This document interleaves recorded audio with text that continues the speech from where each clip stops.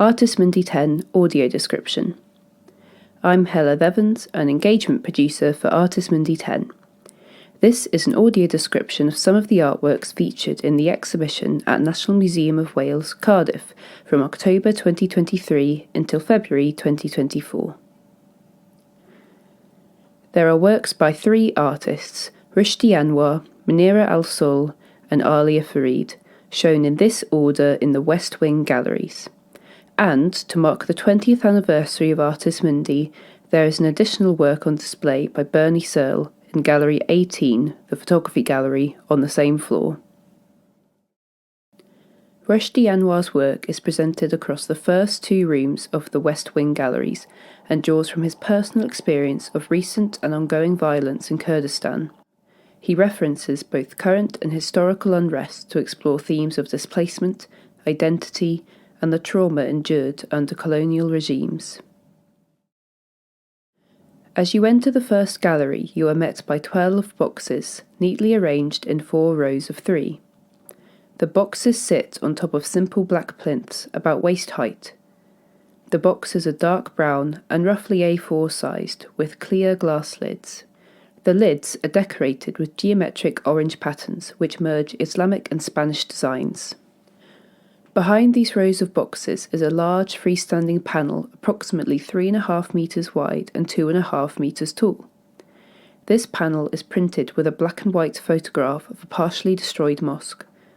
Across the middle of the panel, partially obscuring the image of the mosque, is a row of 3 smaller coloured photographs showing the interior of a destroyed church. These photographs are displayed in narrow black frames. This collection forms the piece "We have found in the ashes what we have lost in the fire." Anwar created this work after a visit to Bashika in 2016, a town that had been destroyed in a battle against ISIS. He described it as a ghost town filled with waste and destroyed weapons. In Bashika, Anwar came across a destroyed church.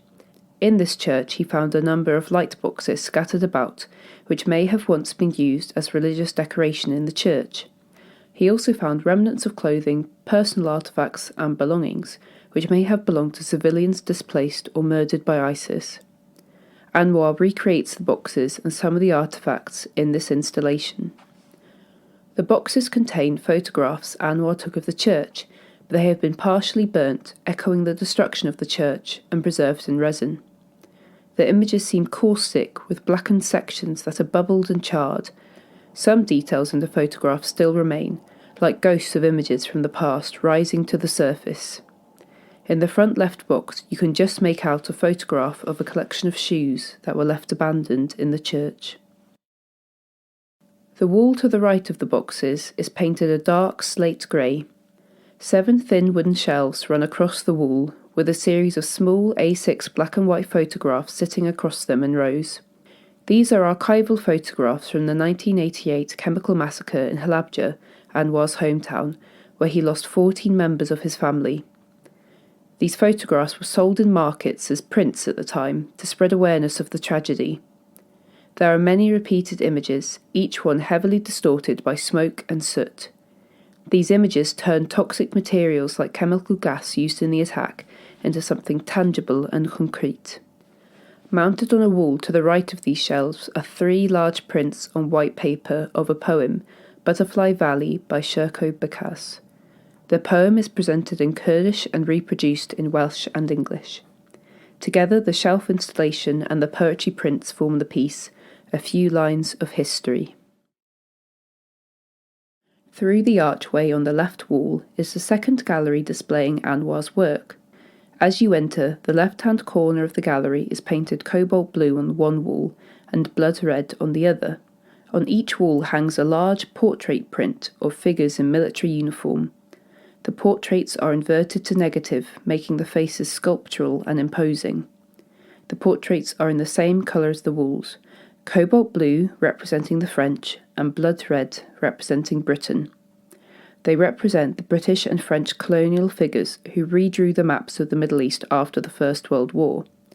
They changed the borders of countries, and many Kurdish people were forced out of their homes as a result. The post-war maps are overlaid across the top of these portraits. In front of the portraits there is a white plinth low to the ground with an embroidered prayer mat on top. Along with the portraits they form the piece, "When you pray for black gold, you must deal with the burning smoke too." The prayer mat is beige and brown and lightly patterned. Signs of regular use and wear are evident on the mat. There are repaired patches, areas of fading and fibres worn through.